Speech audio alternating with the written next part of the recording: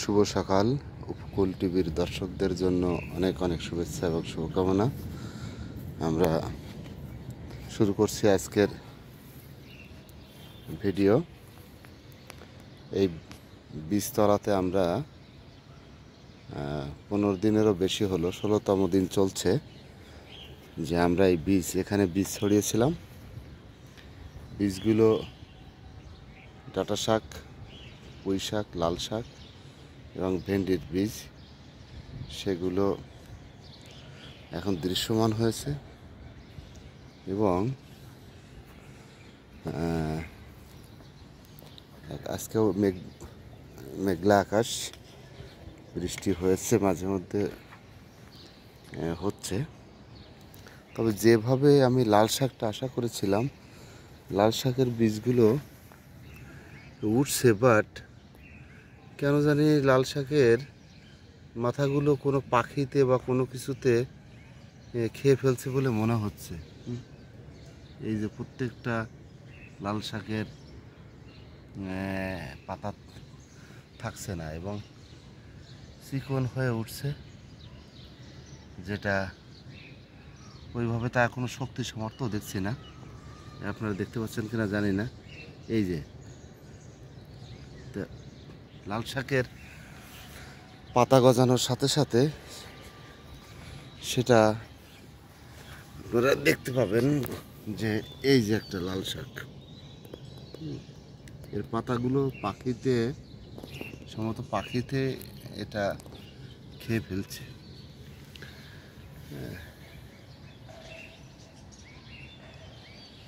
বুঝছি না, বেশ যতগুলো লাল শাক মাথা তুলে দাঁড়িয়েছে উঁচু হয়ে, সবগুলো থেকে মনে হচ্ছে না, খুব চিকন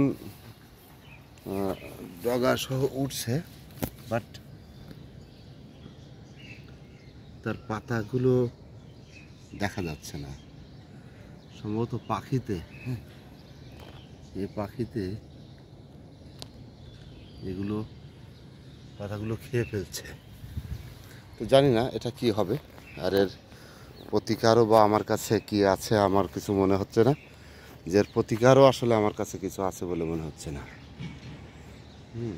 তো যদি কোনো প্রতিকার থেকে থাকে, দর্শক মণ্ডলী আপনারা জানাবেন যে এর কোনো আদৌ কোনো প্রতিকার আছে কিনা, বা কী করলে এই যে পাখিতে গাছের এই যে লাল শাকগুলো পাতা গজানোর সাথে সাথে খেয়ে ফেলছে, এটা আসলে কিছু করণীয় আছে কিনা আপনারা জানাবেন। তো এটা ছিল আজকে আমাদের নীলকানন থেকে আমাদের আজকের অবস্থা পর্যবেক্ষণ এবং শেয়ারিং। তো আজকে যে কাজগুলো করলাম সেটা হচ্ছে এই পুঁই শাকগুলো, আজকে যে কাজটা করেছি সেটা হচ্ছে এই পুঁই শাকের গোড়াটা একটু পরিষ্কার করে দিয়েছি। এটা পুঁই শাকের গোড়া, এই যে এটা এই পুঁই শাকের গোড়া, এবং এই পুঁই শাকের গোড়াটা একটু পরিষ্কার করে দিয়েছি, একটু করতে হবে। এবং এটা পুঁই শাকের ফলনটা চোখে পড়ার মতো, এটাই আসলে বেশি সবজি পাওয়া যাবে এটা থেকে। এটা আমরা সবেদা গাছে নিচে আমরা আমের খোসা এবং আমের আঁটি দিয়ে একটু এই মাটিটাকে জৈব করার চেষ্টা করেছি এবং এর ফুল আসছে। এটাতে ফুল আসছে, দেখা যাক কি হয়। আশা করি ফলও আসবে। আম গাছ দুইটা ঠিকই চারটা আছে। আমাদের আসলে দেখতে হয় সকালে এসে যে আমগুলো ঠিকঠাক আছে কিনা। আর কিন্তু আমাদের এই বেগুন গাছে কিন্তু বেগুন ধরেছে। বেগুন গাছে বেগুন ধরেছে। তো আমি বলতে চাই সেটা হচ্ছে আমাদের প্রতিটা আঙিনা বাগান হোক এবং আমরা যেন একটা ভালো সময় কাটাতে পারি। আর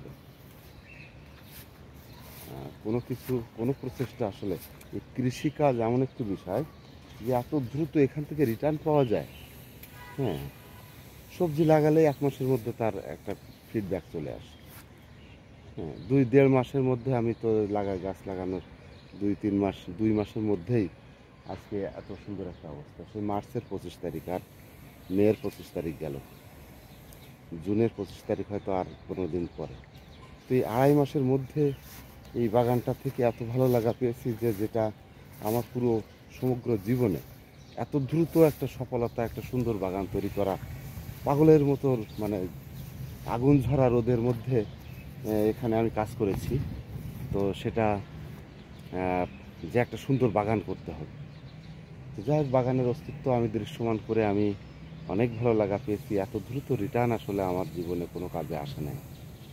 হ্যাঁ, এবং এত স্বস্তি এবং কী ভালো লাগা, নির্মল আনন্দ, এই শ্রমের প্রতিদান পেয়েছি আমি একেবারে, কি বলা যায়, এখানে যে অর্থ আমি বিনিয়োগ করেছি এবং এই যে শ্রম এখানে দিয়েছি, তো সেটা রিটার্নটা মনে হয় আমার লাইফের সেরা রিটার্ন। তো মনে থাকবে আমার জন্য। এটা এই ভালো লাগাটা আমাকে আরও বেশি বড় বড় কৃষি কর্মকাণ্ড পরিচালনার জন্য এবং বৃহৎ পরিসরে কৃষিকে উপকূলের মানুষের কাছে পৌঁছে দেওয়ার জন্য আগামী দিনে আমার কিছু করণীয় আছে এবং আমি কিছু করতেও চাই। হ্যাঁ, যে ছোট্ট একটি জায়গা, প্রায় 3.5-4 কাঠা মতো হবে না, হয়তো 4 কাঠা হবে সর্বোচ্চ। তো এই জায়গাটায় এখানে রাজুক যেহেতু মাটি দেবে এরকম একটা সংখ্যা থেকে অনেক, এখানে আমার একটু কম বিনিয়োগের বিষয়টা কমে গেছে।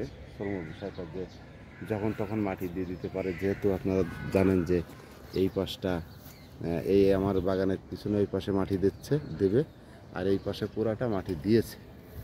তো এমন একটা পর্যায়ে এখানে নতুন করে বিনিয়োগ আসলে রাজু কী করবে না করবে সেটাও আমি জানি না, যার কারণে এটা আকর্ষণীয়ভাবে আরও কিছু শ্রম বিনিয়োগ করার সুযোগ এখানে আমার কম, বা অনেকে বলছে তার দরকার নেই। হ্যাঁ, অনেক হয়েছে। হ্যাঁ, তো এটা যদি, এই সম্ভাবনাটা যদি রাজুকের দ্রুত কাজের বিষয়টা যদি না থাকতো, তাহলে কিন্তু আমার এই বাগানটাকে আরও বেশি আকর্ষণীয় করে, আরও বেশি সুন্দর করে করতাম এবং এখানেই কি বলা যায়, আসলে দৃষ্টিনন্দন করে করতে আমি পারতাম। এবং ভবিষ্যতে স্বপ্নের মতো করে বাগান করার ইচ্ছা আছে, এবং যেটা কি বলা যায়, যেটা মানুষের কাছে অনুকরণীয় হবে। আমি ডুমুরিয়ার দেবপ্রসাদ দাদার দ্বারা অনুপ্রাণিত। আমি অনেক এগ্রো ফার্মের উদ্যোক্তাদের দ্বারা অনুপ্রাণিত, এবং ছোটোবেলায় নিজেকেও এই কর্মকাণ্ডের সাথে যুক্ত রাখার ফলে যে ভালো লাগাটা আমার মধ্যে, যে বিশ্বাস বা আনন্দ, এইটার মধ্যে আমি পেয়েছি। পরবর্তী সময়েও আমি এটাকে অব্যাহত রাখব। আর এই যে বাগানটা কতদিন থাকবে জানি না, যে কদিন থাকুক সেটা নিশ্চয়ই আমার আগামী দিনের কৃষিকাজের সফল একজন কৃষক, সফল একজন উদ্যোক্তা হিসেবে ভবিষ্যতে আমি আবারও সাড়া জাগানো পর্যায়ে তরুণদের, আগামী প্রজন্মের তরুণদের জন্য এবং বেকার তরুণ উদ্যোক্তাদের কে অনুপ্রাণিত করবো বলে আমি আশাবাদী। ভালো থাকুন সবাই, শুভ সকাল।